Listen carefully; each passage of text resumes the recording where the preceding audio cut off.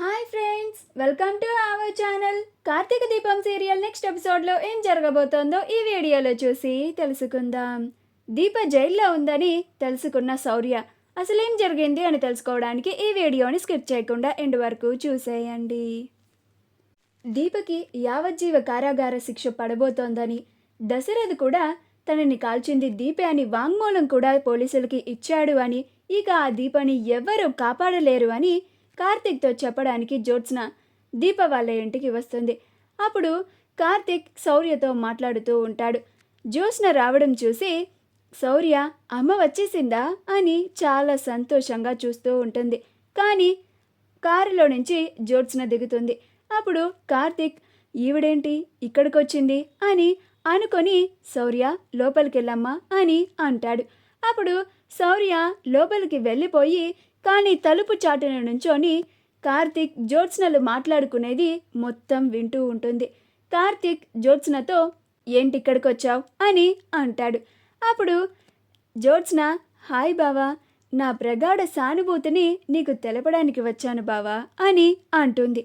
అప్పుడు కార్తీక్ సానుభూతి తెలపడం ఏంటి అని అంటాడు. అప్పుడు జ్యోత్స్న నీ భార్య అది బావా దీప జైల్లో ఉంది కదా అని అంటుంది. ఆ మాట విని శౌర్య ఆశ్చర్యపోతుంది.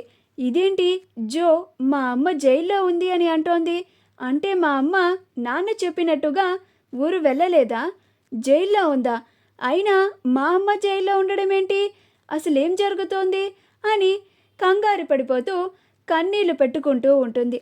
అప్పుడు కార్తీక్ జ్యోత్స్న మాట్లాడుతూ ఉంటే చాలా కోపంగా చూస్తూ ఉంటాడు. అప్పుడు జ్యోత్స్న ఇప్పుడు నీ భార్య జైల్లో ఉంది కదా బావా, నీ భార్యని ఈరోజు కోర్టుకి తీసుకెళ్ళబోతున్నారు కదా, పోలీసులు మా డాడీ దగ్గర వాంగ్మూలం కూడా తీసుకున్నారు. మా డాడీ దీపే మా డాడీని కాల్చింది అని మా డాడీ పోలీసులకి వాంగ్మూలం కూడా ఇచ్చారు. ఇక ఆ దీపని నువ్వే కాదు బావా, నువ్వు హైర్ చేసుకున్న ఆ లాయర్ వల్ల కూడా కాదు, ఇక ఏ దేవుడు కూడా నీ భార్య దీపని శిక్ష పడకుండా కాపాడలేరు. ఇక నీ కూతురికి నువ్వే ధైర్యం చెప్పాలి బావా, ఇక తన కన్న తల్లి ఇంటికి తిరిగి రాదు అని, ఈ జ్యోత్స్నే శౌర్యకి తల్లి అని అని అంటుంది. అప్పుడు కార్తీక్ ఏం మాట్లాడుతున్నావు జ్యోత్స్న, నువ్వు శౌర్యకి తల్లేంటి అని అంటాడు. అప్పుడు జ్యోత్స్న మరి అంతే కదా బావా, దీప జీవితాంతం జైల్లో ఉంటుంది, నువ్వు ఇలాగా శౌర్యనే పెట్టుకుని ఉంటావా ఏంటి, నీకోసం ప్రాణంగా ప్రేమించే నేనున్నాను కదా, మనిద్దరం పెళ్లి చేసుకుందాం బావా అని అంటుంది. అప్పుడు కార్తీక్ నేనేంటి నిన్ను పెళ్లి చేసుకోవడం ఏంటి, ప్రాణం పోయే పరిస్థితి వచ్చినా కానీ నిన్ను మాత్రం పెళ్లి చేసుకోను జ్యోత్స్న, ఈ విషయం నేను నీకు ఎన్నోసార్లు చెప్పాను కూడా అని అంటాడు. అప్పుడు జ్యోత్స్న నీ చేత పెళ్ళికి ఎలాగ ఒప్పించాలో నాకు చాలా బాగా తెలుసు బావా అని అనుకుంటూ అది చూద్దాం బావా, నువ్వు నన్ను ఎలా పెళ్లి చేసుకోవో నేను చూస్తాను అని అంటుంది.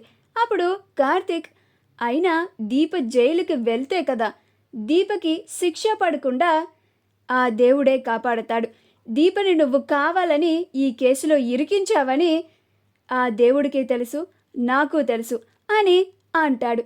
అప్పుడు శౌర్య అమ్మ జైలుకు వెళ్ళడానికి జోనా కారణం అని ఆశ్చర్యపోతూ చూస్తూ ఉంటుంది. మా వీడియో కనుక మీకు నచ్చినట్లయితే లైక్ చేయండి, షేర్ చేయండి, మా ఛానల్ని సబ్స్క్రైబ్ చేసుకోండి, పక్కనే ఉన్న బెల్ ఐకాన్ని క్లిక్ చేయడం మాత్రం మర్చిపోకండి.